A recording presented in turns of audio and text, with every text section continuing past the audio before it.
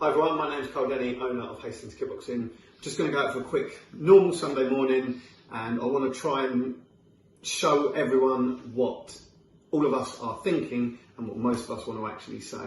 I'm not as articulate as Dawn, I'm certainly not as brave as Gordon, and I'm not as good on the keyboard as Colin.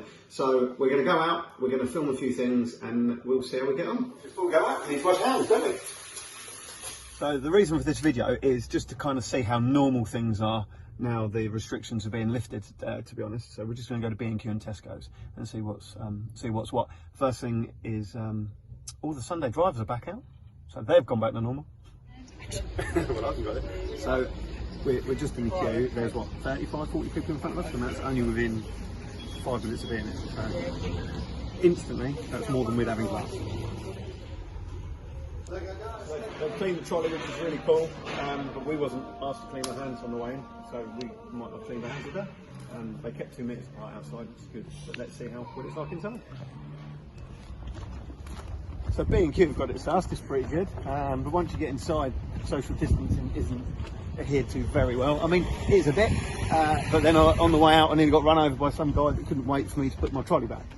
We were going to go to Tesco's and see how busy that was, but there's what, 50, 60 people queuing, so we can't be bothered to queue just for the sake of proving a point. But how many people are going into Tesco's on a daily basis? How many of them are washing their hands? My question is, if we stay non-contact, if we stay to the guidelines and the boundaries, why can't we let people come back to our gym? Because everyone's going to Tesco's, everyone's going to the garage. Like, how many people have used the pump that I used today to fill my car up with fuel? How many people have gone into Tesco's and touched the fridge doors or picked up cereals, etc.? Hey guys, so we're back home and we've been to 5 businesses this afternoon, and not once have I been asked to clean my hands. Just across 3 of the businesses, so Tesco's, B&Q and the garage. While we were there for 10 minutes, there was at least 50, 60 people in the queue. If we multiply that, I'm guessing they're going to be getting something like 3,000 people a day, and I think that's a low estimate.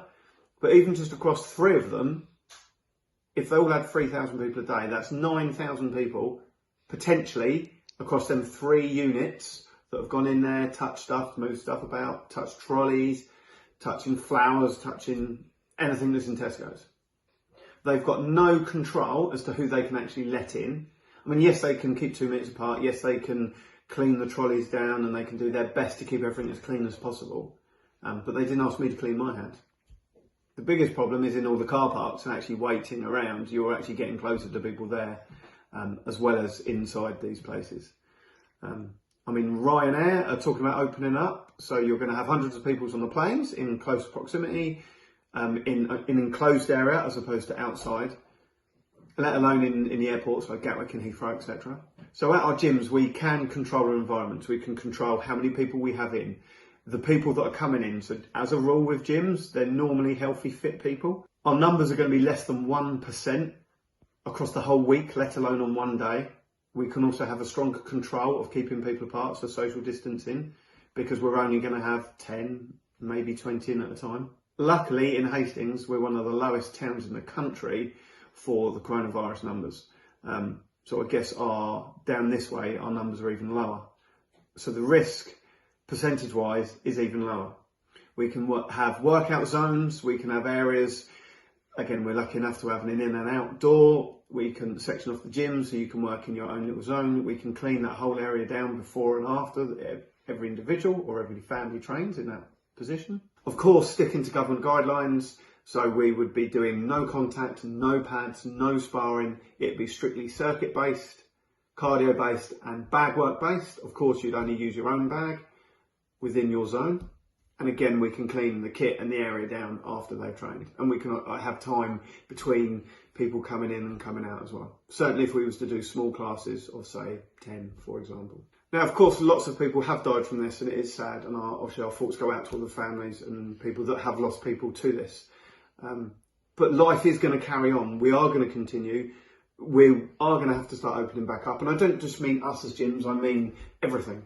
And is it going to disappear? Are we going to get a Corona 20, a 21, a 22, and so on? Who knows? And obviously you have to be careful with people that are vulnerable as well. So obviously you're going to pick your battles and who you go and see and who you can't see and who you'd spend less time with.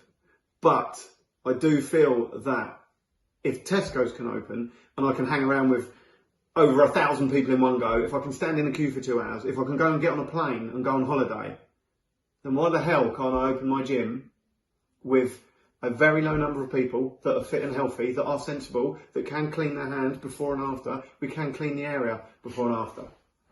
The mental health, the social anxiety, the fitness and well-being that we as instructors can do on a daily basis. If schools are going to go back in June, 1,000 kids at school, like they're not going to socially distance. You've just seen my video. They don't care.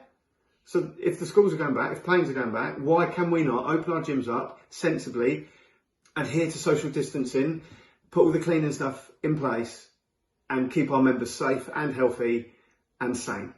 Anyway, that's my thoughts. I'm sorry if it offends anyone. Take care and hopefully we'll see you soon at the gym.